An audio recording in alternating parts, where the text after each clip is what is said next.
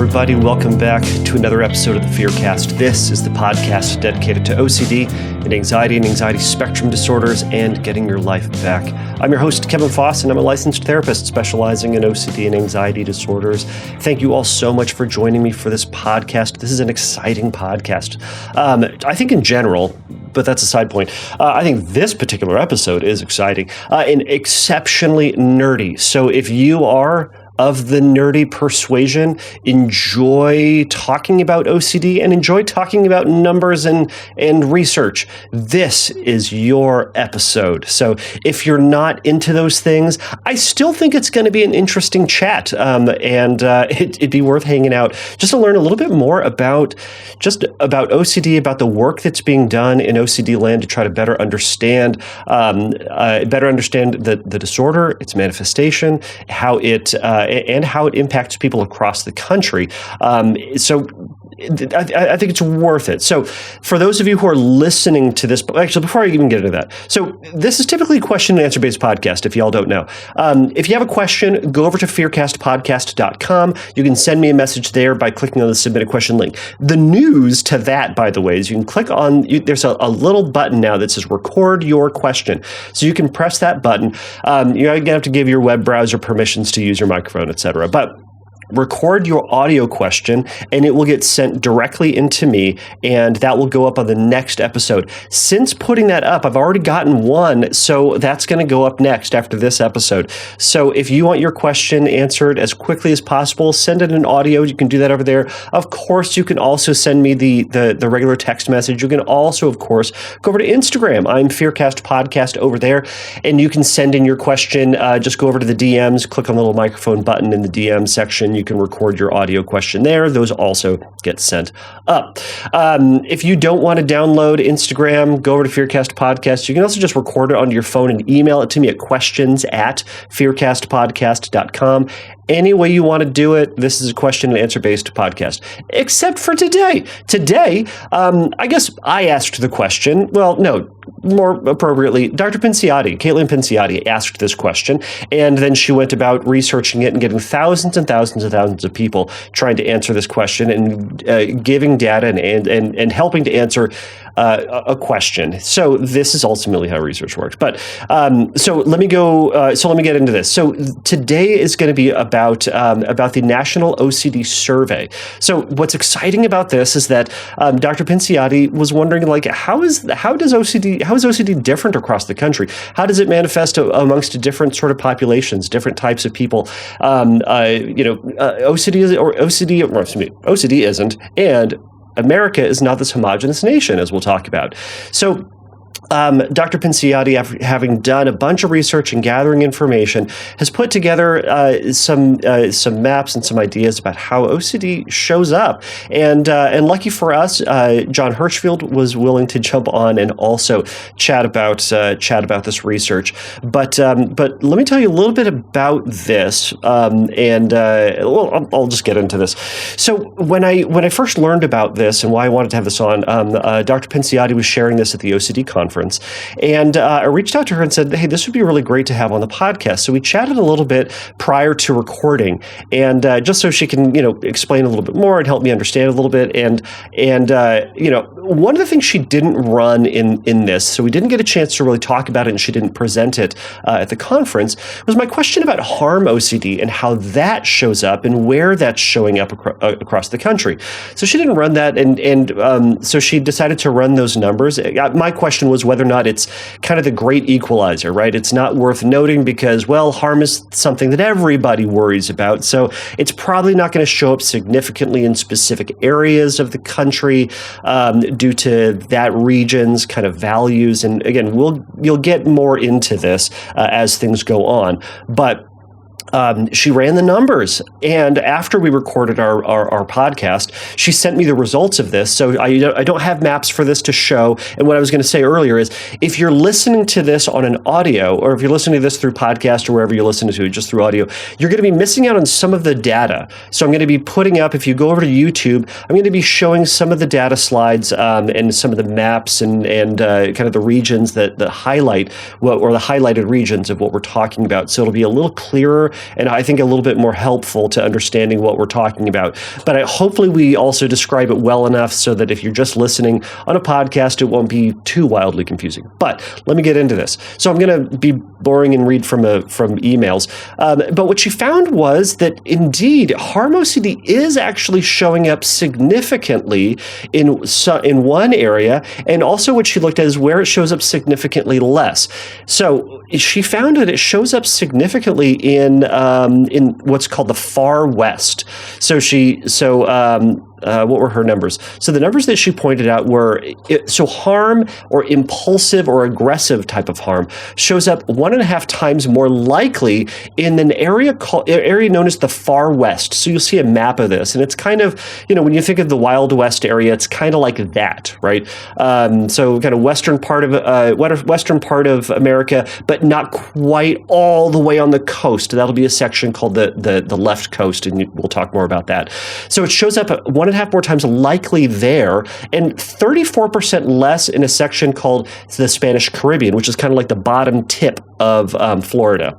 And she also noted that accidental harm shows up 1.9, so almost 2 times more likely in an area called New Netherland, which is kind of like the kind of greater New York area, and also 1.6 times more likely in that far west area.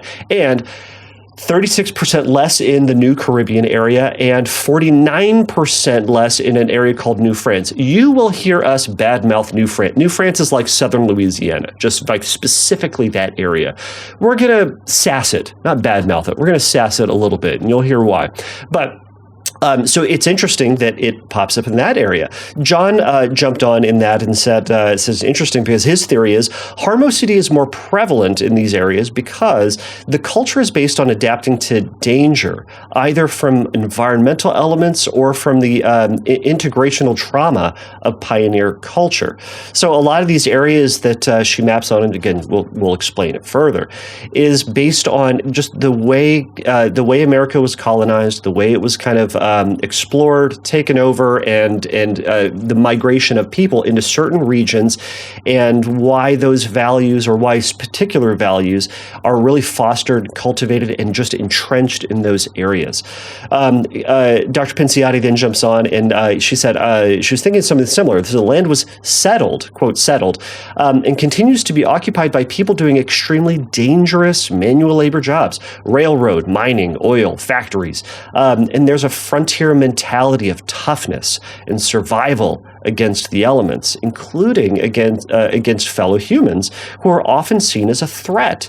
Maybe this is not only the environmental danger, but also the occupational danger that puts harm at the forefront. Because to be harmed could mean that to lose your self-reliance and not be able to survive. So there's going to be and then she goes on to say, you'd be right about New France. So I am right about New France in my assumption that New France just doesn't care about anything. And again, you'll hear more about this. So let me just tell you a little bit about Dr. Pinciotti and Jon Hershfield. So Dr. Caitlin Pinciotti is an associate professor in psychiatry and behavioral sciences with Baylor College of Medicine, as well as being a licensed clinical psychologist. Her research primarily focuses on OCD, PTSD, trauma, and how these interact to impact the severity, presentation, and responsiveness to cognitive behavioral therapy.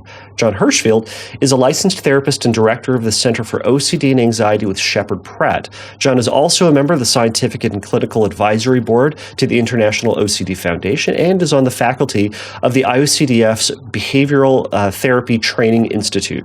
Jon has authored 6 books on OCD and is a regular speaker at mental health conferences worldwide. So if you want to add your voice, and Dr. Pinciotti is actually asking for people, particularly in the New France, so southern Louisiana area, or the,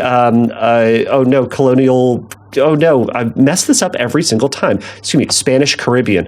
So the southern tip of Florida. If you are in those areas or know someone in those areas that has OCD and would be willing to share their story, and again, I think the survey only takes about 10 minutes, so it shouldn't be much. But if they'd be willing to add their voice to it and their experience, it'll really help Dr. Pinciotti's research and further our understanding of OCD as we move forward. So if you're interested interested in it, you can email her at National OCD Survey at bcm.edu. Again, National OCD Survey at bcm.edu. Or if you're watching this on YouTube, I'll put a link somewhere underneath in the episode description. So without further ado, here is my conversation with Dr. Pinciotti and Jon Hershfield.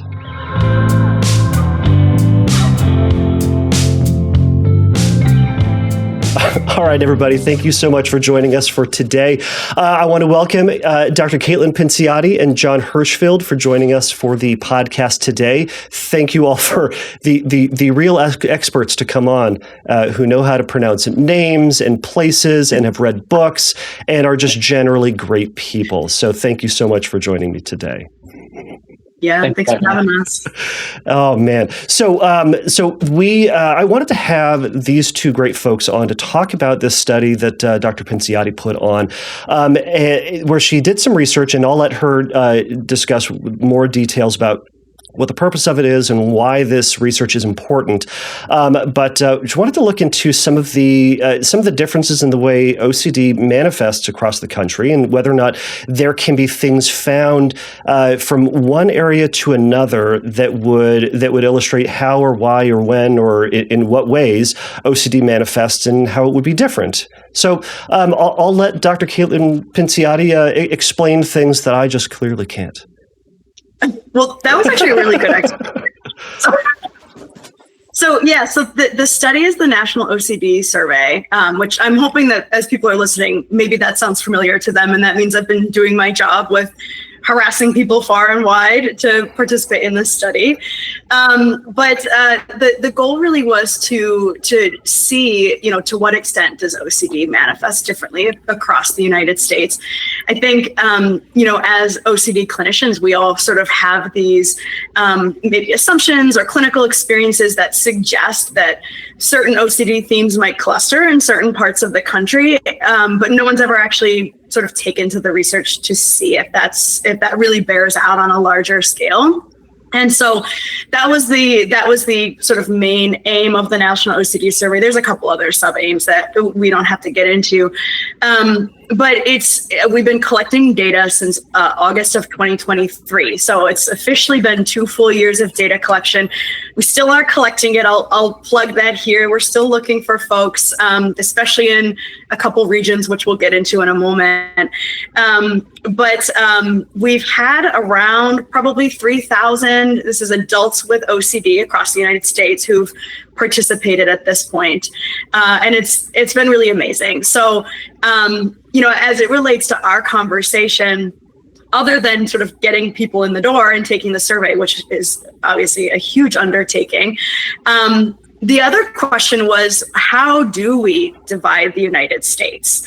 There's no kind of official way that we divide different regions. And so something that was fun was having to dig into that kind of sociology of like, how do you slice and dice the US? Because, for example, the Midwest is just this sort of like vast, like so many cultures comprised of what we call the Midwest.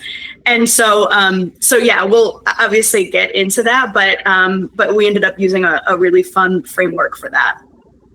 That's awesome. And by the way, for anybody who's interested in this, so Dr. Pinciotti was talking about how you got all these people signing up. If you're interested in signing up, the test only takes, or the survey only takes about 10 minutes, right? Yes. Okay. Yeah. So if you have nothing better to do, if you're in the bathroom and you got nothing better to do, sign up. Go for it. I think we need more and more information, as we'll talk about why that is. So you talked about the framework, and was that too much? That was too much. Why are you in the bathroom with nothing better to do than research? I'm sorry. I'm the only person on their phone in the bathroom. No, I'm just saying you could be making memes or looking up recipes. Yeah. Valid point. This is also important to give back to the general body. All right, I'm not going to get into this. All right, so point is, so it's interesting to get all this information, and then you kind of talked about, like the regions of America are very, very different.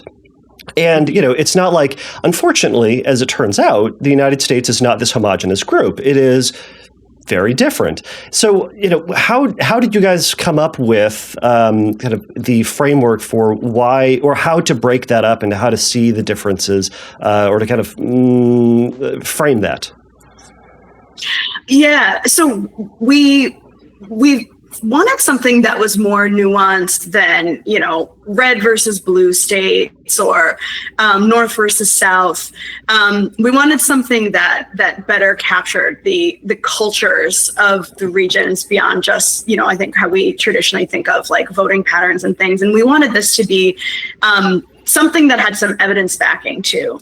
And so we ended up using a book that was written by Colin Woodard. It's called American Nations, A History of the 11 Rival Regional Cultures of North America. It came out in, I think, 2010 or 2011. And Colin Woodard is, he's a historian and a researcher. And, his angle is essentially that the United States has never really been united in terms of culture, that there's always been these sort of subcultures or what he calls nations within our nation. And that no matter how many hundreds of years have passed, that the values, the belief systems have really become really ingrained in those regions so that, whoever settled in one region hundreds of years ago, like those beliefs and their sort of approach to community and religion and culture are still very pervasive to this day. And so we use his framework for those 11 nations to really start to dig in and see how does OCD manifest differently across these 11 nations. Right. So what were some of the ways that you then broke this down to try to pull out? Better question. As you started to do this research, or what prompted this research? I think that's a better initial question. Yeah. Well, I think for one thing, I got really excited about this idea, and then I was like, "Let's do it." And I work with Eric Storch, and he was like, "Yeah, let's do it." And here we are, like 2 years later. Like this was a lot of work, and it's not grant funded. So this has all been like labor that we've put towards this, and similarly that people have participated in without being paid, which we super appreciate, and is why we kept it so short. Oh man, I already forgot what your question was. I have a related question. Like, how much psychological research in general is done by asking Eric Storch and him saying, "Yeah, let's do it"? I feel like a lot. A lot, yes. I brought a lot of ideas to him, and he's like, "Cool, let's do it." That's wonderful. This also sounds like a conversation that happened like late after one of the conferences, and just going like, "Why don't we do this?" And he goes, "Yeah," and here we are 2 years later. Here we are. I actually think this subject, that there's a lot more to continue to explore in it, because there's, as clinicians, we get a lot of training in things like cultural diversity, and a lot of that is filtered through specific lenses. I'm not saying good or bad, but specific lenses. So color or religion or one's abilities or oppressor narratives and things like that. And this was interesting about this study is it's sort of like on a completely different wavelength. It's like what are the trends across these different regions? Because I think to your point, Dr. Pinciotti, that it's like we like to think of the United States being one way or another, but then we always say like, well, those states and these states, they're like this, and they're like that. And the truth is, it's sort of a little bit of both, which is we are all over the place, values wise. And if you're a clinician, you're not actually thinking about your patient's values or the value tradition that they come from. I think you miss something very important about, their OCD. And we talk about OCD not being about the content, but we also talk about OCD going after what you care about the most. And so understanding why somebody cares about something as much as they do really helps you be a good clinician, I think. Yeah, I agree. And that's such a great point, because, to the extent that there are these regional differences, it's not because there's like something in the water somewhere, right? It's that like inherent in that is that there are these cultures that OCD could then latch onto in some way. Right.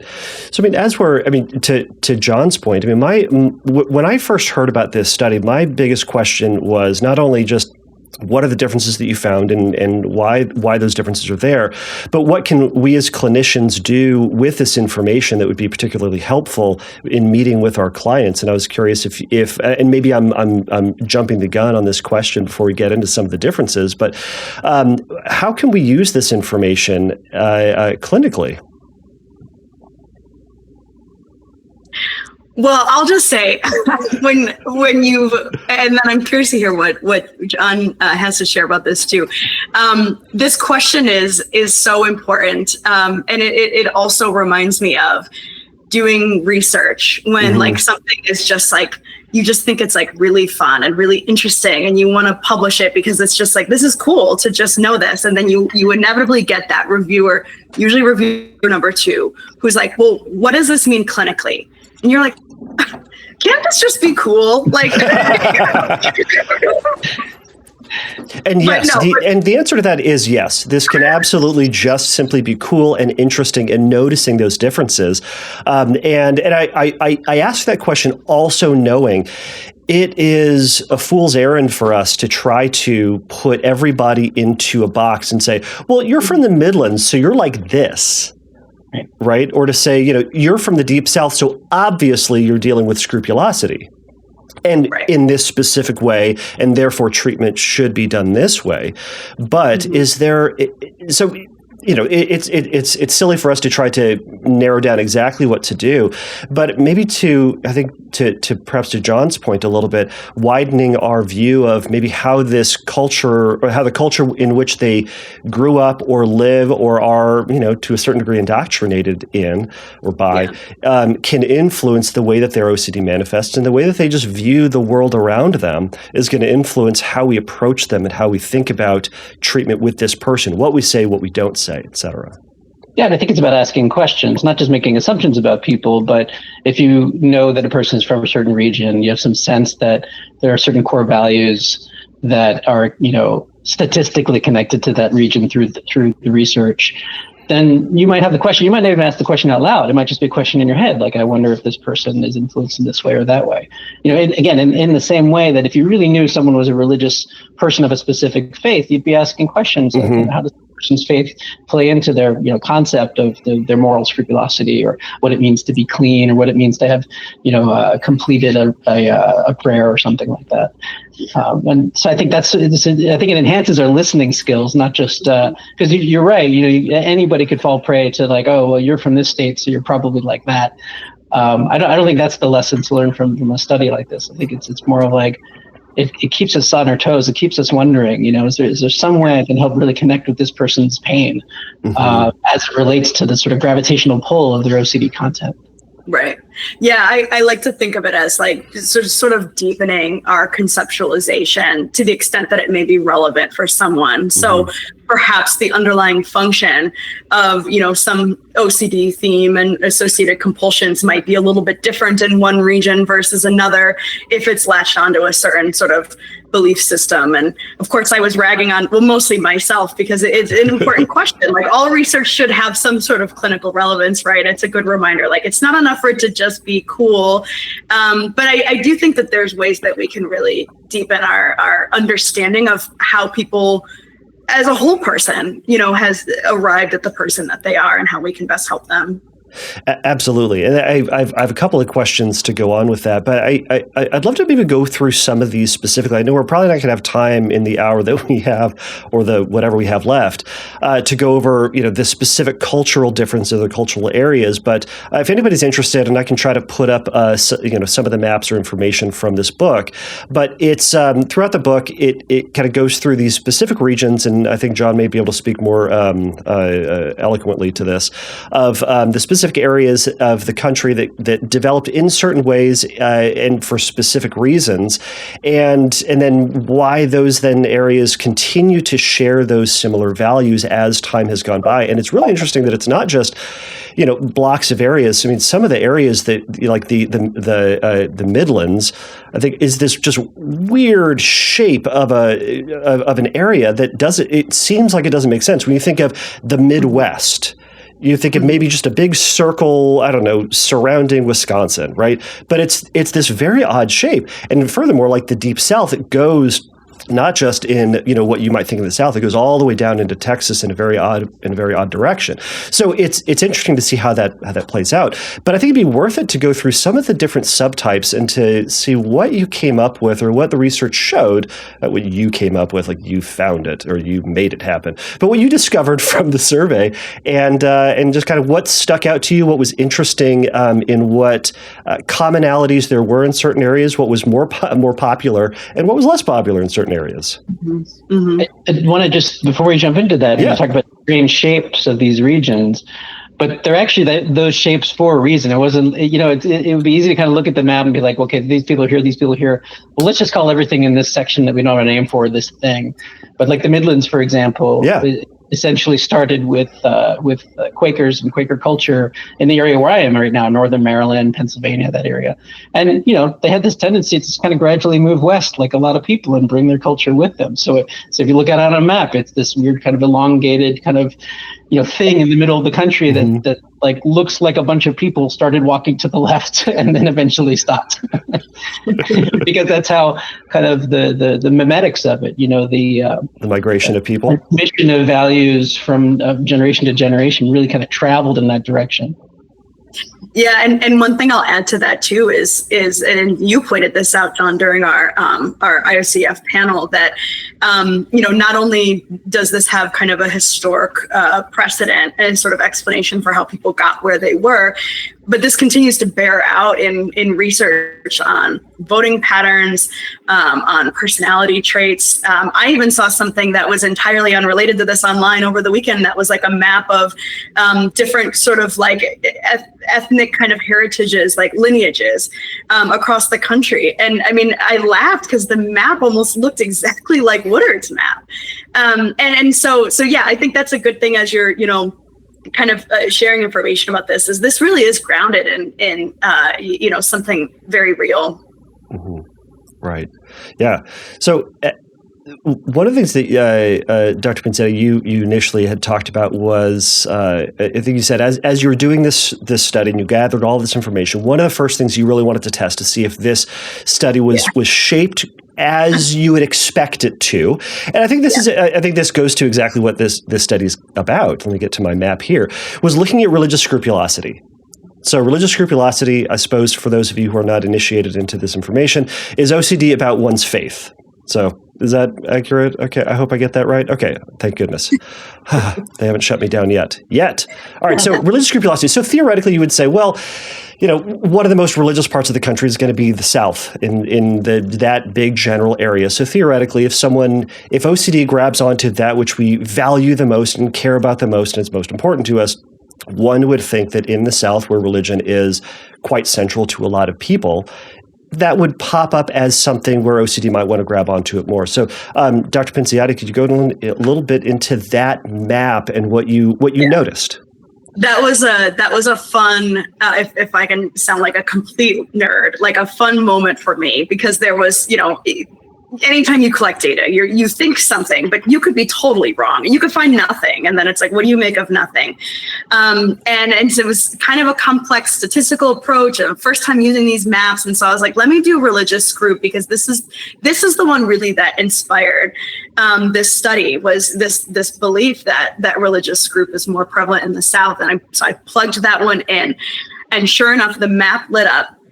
Religious group is indeed, it's a 1.7 times more prevalent in the areas that are termed the Deep South and Greater Appalachia, which is perfectly onto, what you might call like the Bible Belt and sort of the regions where religion really is like a foremost part of the culture. What's interesting too, and I wasn't necessarily expecting this, but I think this also makes a lot of sense, is it also lights up when there are regions where if you live there, you're a lot less likely to have this particular theme. And the two regions that lit up are what's called the left coast, which like really hugs, like it is what it says, like hugs really the West Coast, like along the ocean, from like middle of California all the way up north. And then New Netherland, which is essentially greater New York City area. And so folks living in New York City and this kind of really far left coast are significantly less likely to struggle with religious group compared to people who live in other parts of the country.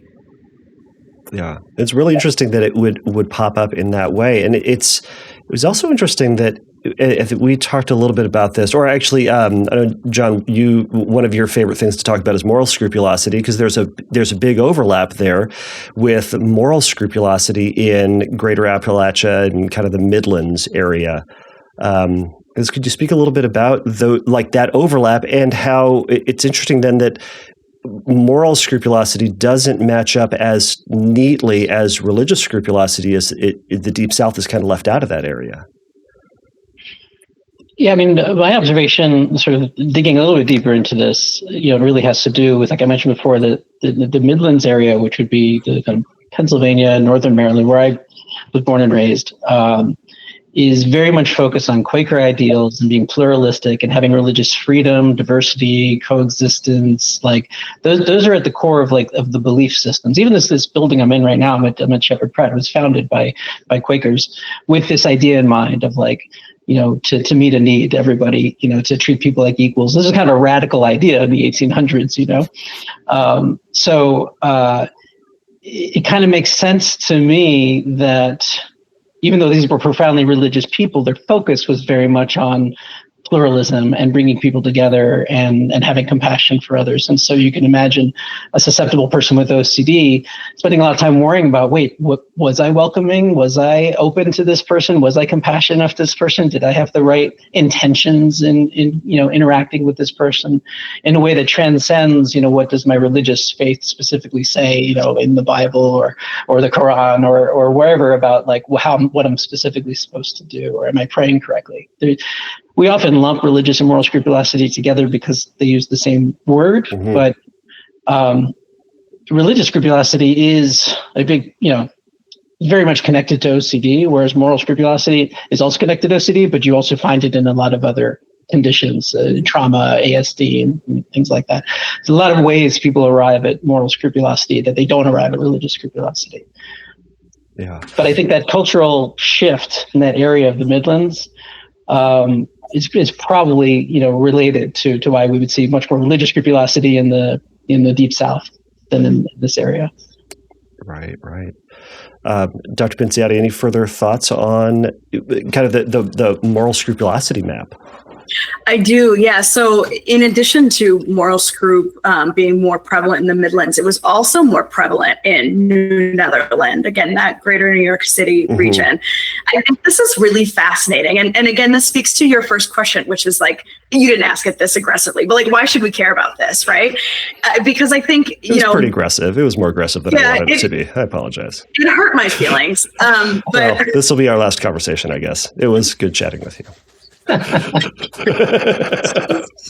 I think that OCD, in some cases, if you're surrounded by something, then OCD can latch onto it. But I think also there are other cases where if you're not surrounded by something, OCD latches onto it. And I think it's not always in one direction or the other in terms of what role does exposure play, not in the ERP sense, but of just going about the world. And so what I thought was really interesting about this New Netherland finding, having moral scrup for people who live in greater New York City, is to sort of piggyback on some of the other research that's been done with these nations that I wasn't at all involved in. They had people take a personality inventory. And they use this personality inventory to sort of characterize the personality traits of these regions. And one of the things that they did that was kind of fun was they pulled out of the personality inventory what was the item that was most characteristic of each region, just as an example of this is what people from this region were most likely to endorse compared to people from anywhere else.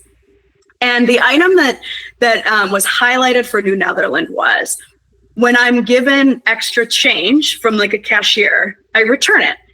But it was in the opposite direction, meaning that people who live in greater New York City were the least likely of anyone in the country to return extra change. And so, my curiosity about this is, is it possible that folks with OCD who are living in this region perhaps see this kind of, maybe for lack of a better term, like immoral behavior around them, or sort of low standards for like morality, and their OCD latches on, like, I don't want to be that way. Right. So I have to take extra precaution to make sure that I'm overly nice, that I return my change, that I apologize and over-explain and whatever it might be. Yeah. It's an interesting kind of thing to note, that for some it would be, OCD would latch onto it because this value is particularly high in this area, or it's particularly low, and why is it that it would manifest in that certain way? So I think that goes against that idea that, we can lump everybody in, and this area is going to manifest because this is really important to these folks. Well, it may be the opposite of that.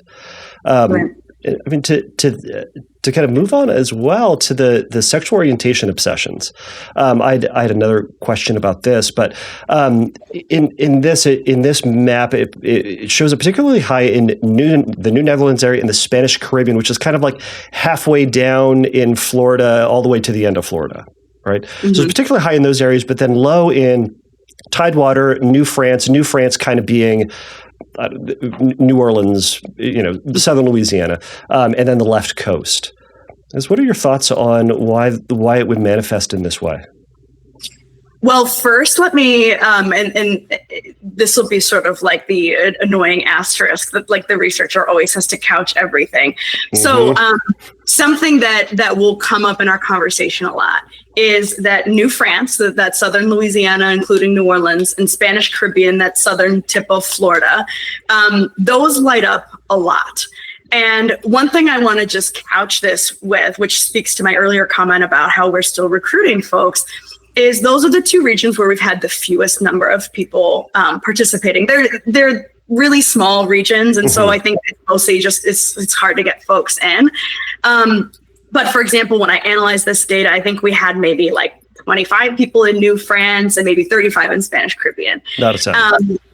And so if you live there and you have OCD, or you know someone who does, please consider participating so we can get more reliable data. And so anyway, I wanted to sort of couch that as like, as we're at New France and Spanish Caribbean, it could just be kind of an artifact of like having such a small number of people really like inflating scores.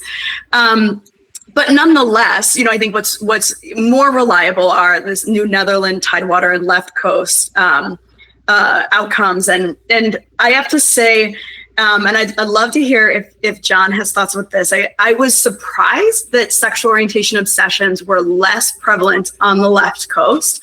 But I was not surprised that they were more prevalent in New Netherlands, the greater New York City, because I was sort of envisioning this as, perhaps something that might be more prevalent among people who are more liberal leaning. And so I sort of anticipated that those kind of liberal, like urban centers would light up. But I also expected that the Deep South would have more sexual orientation obsessions, and it didn't. There's no difference. So yeah, I don't know if Jon. Well, I have a couple of data points that might be worth considering. I mean, one is I've worked with plenty of profoundly religious people who will tell me that they don't have sexual orientation obsessions because sexual orientation is not a thing, and everybody's heterosexual and everybody knows that, and my religion teaches me there's no such thing as gay, and so I just don't think about it.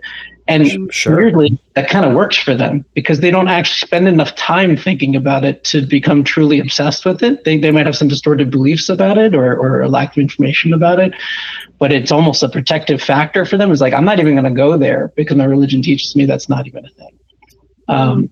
Another related phenomenon is, like you sort of mentioned, it's like high morals group in New York, in the New Netherlands area, based on this idea that maybe people are afraid of being like what they see, and they see a lot of immoral behavior. But then high religious group in the Deep South, where they're seeing a lot of religious behavior, right? So it's with OCD only being 2 to 3% of the population, it's very hard, I think. I think there's more research to be done to try to determine, is this a reaction to the environment or is this an alignment with the environment? Right. Right. Yeah, and something that I want to add to that I think is so fascinating, specifically about sexual orientation OCD, is, when this was first being talked about, they use the term like homosexual OCD, and it was very much characterized as a fear of being gay.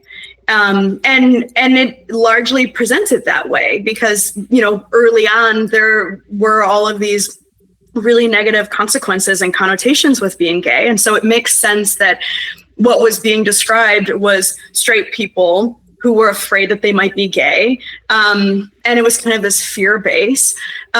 Whereas, and I should say, and the research sort of bore that out too. It was like, males, like straight males were sort of, this was more prevalent among them.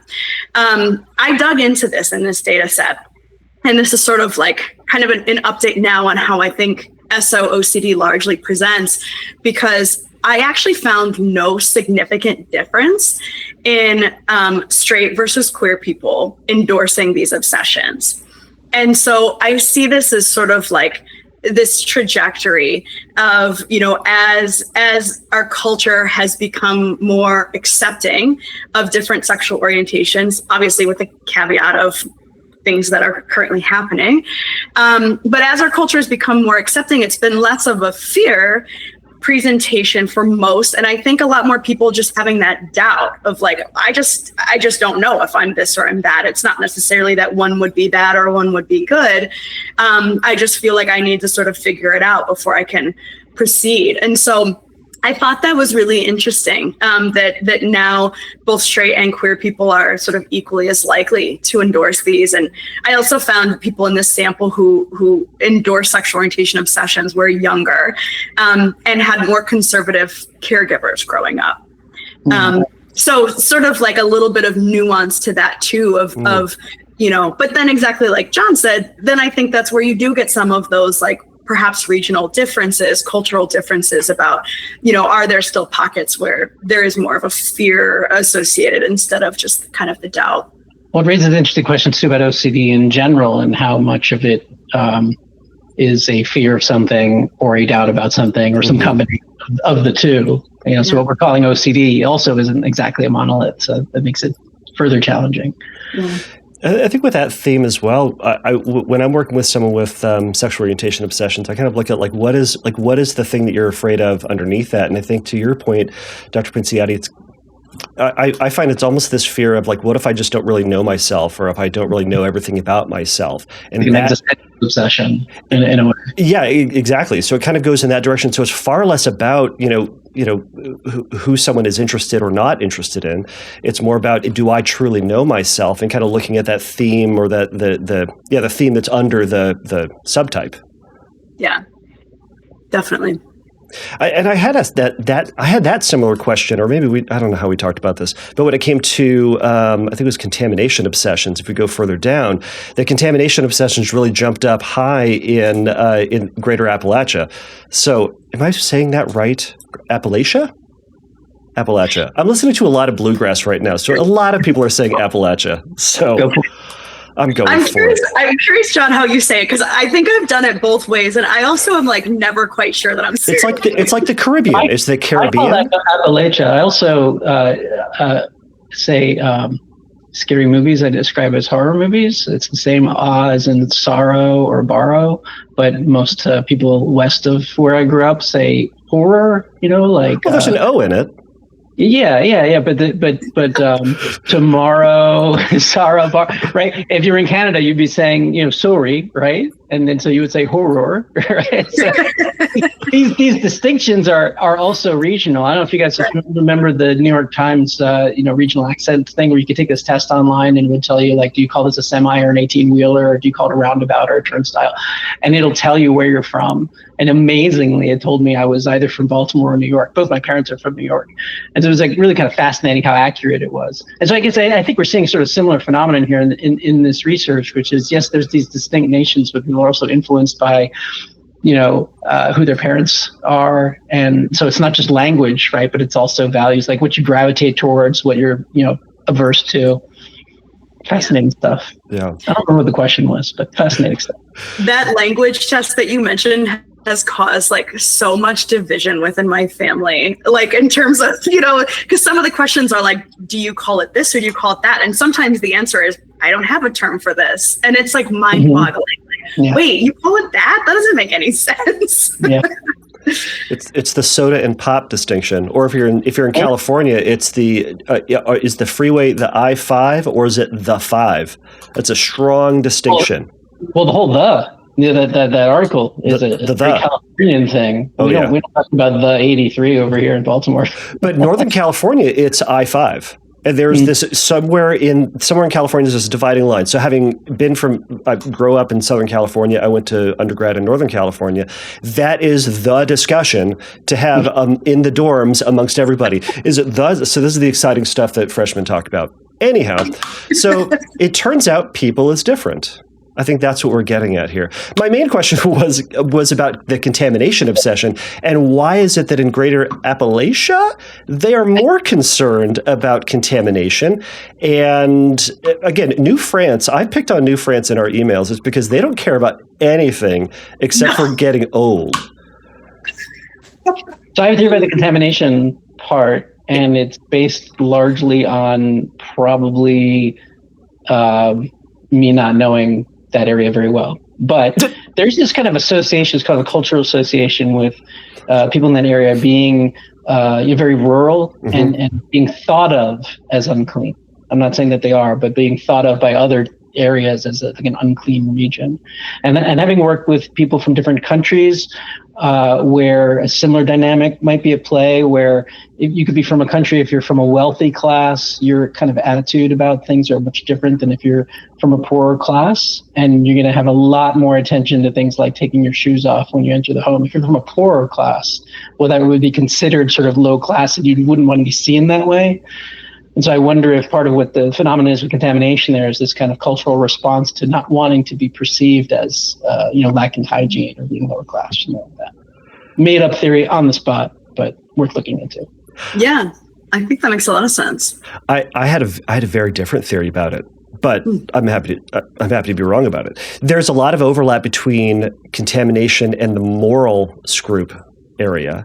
And one of the things that we sometimes see with contamination is this concern about, am I going to get sick or dirty and then make somebody else sick or infect somebody else with something? I wonder if there's a morality component to it, that they're more concerned about trying to get dirty so they don't affect somebody else. I wonder if there's an overlap with that. But I'll let Dr. Pinciotti bear that out. You raise good questions about things like vaccines and spreading of illness and things like that, and what might be on people's minds in a rural or nomadic, culture. Yeah, I think those are both really interesting points. Something actually, I know I'm sort of breaking my own rule because I said let's not overinterpret New France and Spanish. Now, let's go ahead and do that. But yeah, there's only 17 of them. Who cares? What are they going to do? Go ahead. Caution to the wind.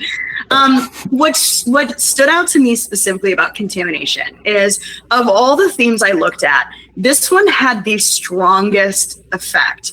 And so, in Greater Appalachia, people are almost 2 times more likely to have contamination than in other parts of the country. If you live in New France, you're 71% less likely to struggle with contamination. At least if you're one of the 25 people that took my survey.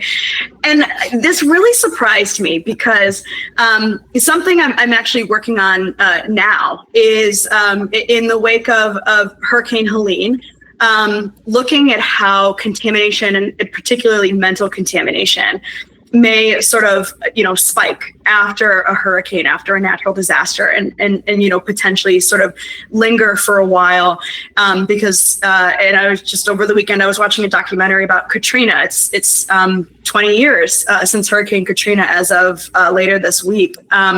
If you think about the contamination that's associated with being part of a major hurricane, floodwaters, your belongings, it would make sense that someone would feel this lingering sense of disgust, or a sense of their things or their person being contaminated long after. And so I sort of had this working theory that perhaps the regions of the country that are susceptible to hurricanes, and especially New France, which includes New Orleans, where they're still really in some ways impacted by Katrina, that maybe I would have seen that pattern. And I was surprised to see that not only was I wrong about it being more prevalent, but again, this is the strongest effect, being 71% less likely. I mean, whoever those 25 folks are who are in that region, that's really strong. And it was very low in Morals Group as well, right? That same region? Yes.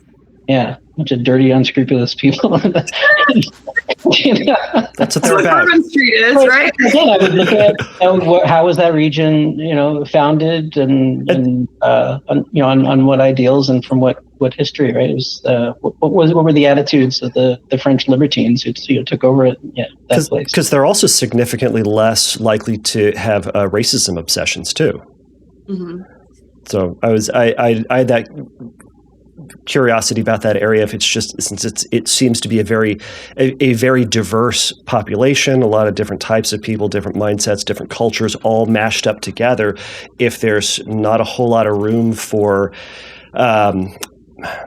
prejudice, I say that, and I'm sure someone's going to be like, well, but that there's not a whole lot of room for it since you're exposed to so much. The stigma is far less in those areas, except for old people. They don't have old people. That's right. High fear of aging, right? Except for aging, right? Yeah.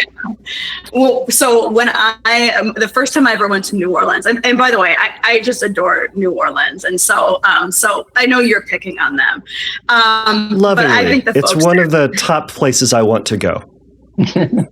You should. I have yet to go. I don't travel much. Go ahead. All right. So speaking of, actually, one of the things they say when you travel there is to wear closed-toed shoes when you're walking around the French Quarter. You learn it the hard way if you don't. So when I was in New Orleans the first time, I was there for an interview, and I remember someone talking about the experience of like moving to New Orleans, having been raised somewhere else, and she said, it's totally normal to go to the grocery store on like noon on a Sunday and someone's like wearing a crown and a cape, and it just is what it is. Like no one sees that person as being like, is that person okay? Or like, what's the deal with that? It's just like, yeah, like they're fine. Go you. That's fine. Yeah. And so there is really this like, there's this tolerance, almost like acceptance. Like it's part of who they are to just like not care about these things. And so it's kind of fun that has played out in the OCD themes too. And I wonder too, with the constant threat of hurricanes and things like that, I wonder how that ties into maybe almost like a fatalistic attitude, living in the moment and things like that. We could be taken out at any time, but that's totally inconsistent with the pathological fear of aging, unless you're kind of looking at it from the angle of just like a exalting youth or something like that. Could be. I also had a question. I wonder if you two had some thoughts on this. I'm sure you have plenty of thoughts. That's why I'm asking it. Here we go. With people moving around, across the country, and this kind of gets to, Jon's points with like parents growing up in New York and then being from Baltimore. If people grow up in one particular area, let's say they grow up in the South, or the Deep South, and they move to another area. Let's say they move to the left coast. How does that new culture? How would you anticipate that new culture impacting the manifestation of their OCD or the way that it presents itself? That's a really good question. I get one a day, so that was my one. Yeah. All right. I think you could take it a little bit further, because I think people, some people assimilate to the surroundings and some people don't, right? And that also says something about their culture, right? So one of the things that this study doesn't capture are two things. One is nations within their nation, like Orthodox Judaism or populations, natives and things like that, where there might be a carried culture through from location to location that's only just barely affected by the outside because of how much attention to survival is connected to staying the same. So if I'm working with an Orthodox Jewish person from New York and an Orthodox Jewish person from California, I'm not going to see a huge amount of difference in the types of things I'm going to be obsessing about. And the other is transplant culture. So, the left, we think of Los Angeles as being left coast, but it's actually not. We weren't sure. I remember when we did the presentation, but it's part of El Norte, right? Yeah. And so it's very affected by Hispanic culture, religious Catholicism, and like a sort of different aesthetic than what you get going up the coast. That said, Los Angeles itself has been so burdened by actors from New York.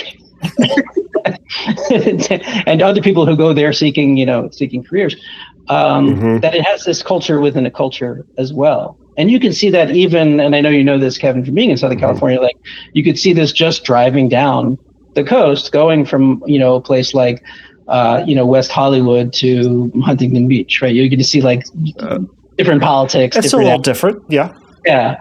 Yeah. So when we think about a whole area being like this or like that, we also have to be careful if we were to zoom in, I think we would see, pockets, like I think like if you look at like Texas, we'd say Texas is like this, right? But if you're looking at Austin, it's going to look a little bit different than looking at all Texas. Yeah. But the cultures can't help but influence each other. I mean, They might not know how they're influenced, but they can't help but be influenced by it. And I think there's more to learn about how do people absorb their surroundings, even if they're trying not to.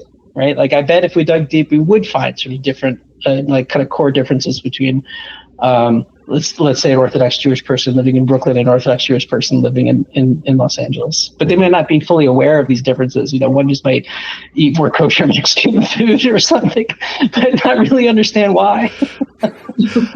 This is a question for Jed Sieve then. Perhaps. So he might be able to answer that question.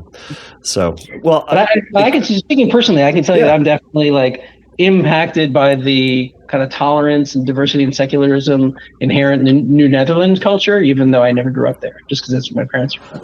Yeah. Do you think that more homogenous areas are gonna manifest differently, or we would expect it to manifest differently than in more diverse communities? So, for example, like you talked about, Los Angeles is just inundated by everybody, and it's it's hard to find a native out here. But in other places where there isn't a whole lot of migration from that area, I wonder if they'd be more inundated with that, and if OCD might be more along these lines that we're talking about, or if it's just that grab bag that again, we can't stereotype people, as it turns out. Yeah, or is it? Who knows? I think it's really interesting. And the other thing, just to sort of add to this, is something that Woodard says in his book is that, just like Jon said, even though people migrate and move around the country a lot more now than they did 300 years ago, generally speaking, people either sort of become sort of subsumed within the culture, or what probably happens more is that people are more likely to migrate to some other region that's, or some other state or whatever that's still part of their sort of like overarching nation. So like I'm from Cleveland, Ohio. I went to graduate school in Northern Illinois. I did my internship and postdoc up at Rogers in Wisconsin. That's all Yankeedom. And some of that I didn't have control over really. But I think when given the choice, people also tend to sort of, stay in areas that feel familiar to them. Yeah, that makes sense. Well, I know we're getting to the end of our time, and y'all are very busy people. So, is there anything that you'd want to add just at the tail end of this, either in a question for further continued research, or other questions that you'd love for this information to, or this data set to pull out? I guess what are your thoughts on this? I think, as with any, a good study, it should answer one part of a question and then prompt lots of other questions. And I think a recurring sort of theme when totally like scratch the surface, is looking deeper at the function kind of underlying different things. We can sort of hypothesize that we think if this is more prevalent here or less prevalent there, it's because of X, Y, and Z. But we are sort of making assumptions and not accounting for what you were just describing of people, sort of migrating somewhere else. And so, with any study, I always look back and I'm like, oh, I should have asked this, or I wish I would have asked that. I did wrestle with, should I ask people what state and county they grew up in, or should I ask them where they currently live? Because I thought asking both might just be too much, and people may not want to give all that info. And I ended up doing the latter, where you currently live, because I thought the growing up question can be really complicated for people who sort of moved around. But yeah, in terms of what is actually next for me, I can't necessarily dig into those functions that I didn't ask about. But all sorts of questions on the docket about, who within these regions are more likely to, endorse certain obsessions. Like one of the ones we didn't get a chance to get to is gender identity obsessions, which is more prevalent in the Deep South. And when I looked into that, what I found was that finding was largely driven by trans people living in the Deep South. So again, not so much cis people necessarily often being afraid that they're trans, but rather trans people living in, a sort of hostile region where the stakes are really high to get it right. And therefore sort of doubting that they've gotten it right. And so that's something I'm excited to do as an extension of this work, is to really dig in and see, what are the similarities of the people within these regions that may also sort of offer some explanation. Yeah, I think I'm really curious to learn more about, things that challenge our assumptions, right? So we often in the OCD world talk about perfectionism as a bad thing.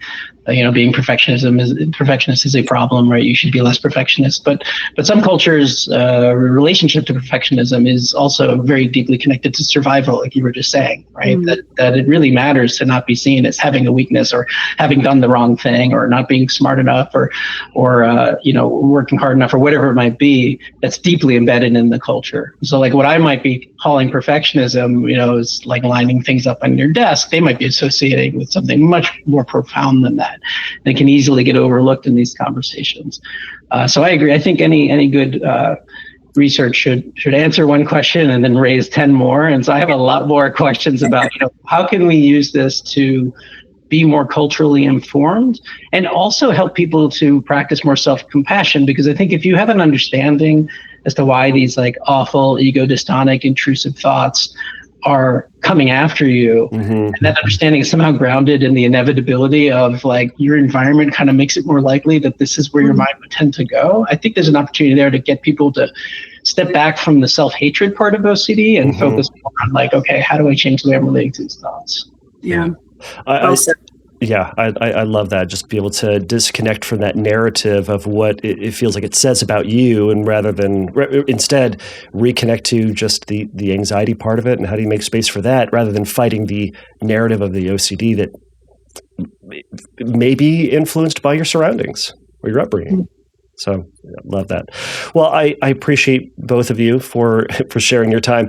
For anybody out there who's listening to this, if you know someone in one of those areas in New France or, New Caribbean, Spanish Caribbean. That one. If you know someone from that area, or if you know someone who is willing to share their story, go check this out. Go let your voice be heard on this. Clinicians out there, put this out there, put that little QR code in your waiting room. Just try to get more information about this. The more information, the better. The better data, the better information we can pull from this. So, anyhow, I appreciate you both so much, and have a good day. Thanks, guys. Thank you. Thank you for listening to the Fearcast. If you would like your question answered on a future episode, please click on the Submit a Question link at fearcastpodcast.com. If you would like your question answered sooner, please send me a recording of your question to questions@fearcastpodcast.com, or by sending me an audio message through Instagram by DMing me at fearcastpodcast on Instagram. If you like the Fearcast, please write a review on your podcast platform of choice. Please remember that the Fearcast is not a substitute for psychotherapy. If you need a little bit of help in your recovery, please go over to fearcastpodcast.com and click on the Find Help link, and there's going to be some information for you there. So until next time, take a risk, challenge yourself, and don't take your brain too seriously. Bye.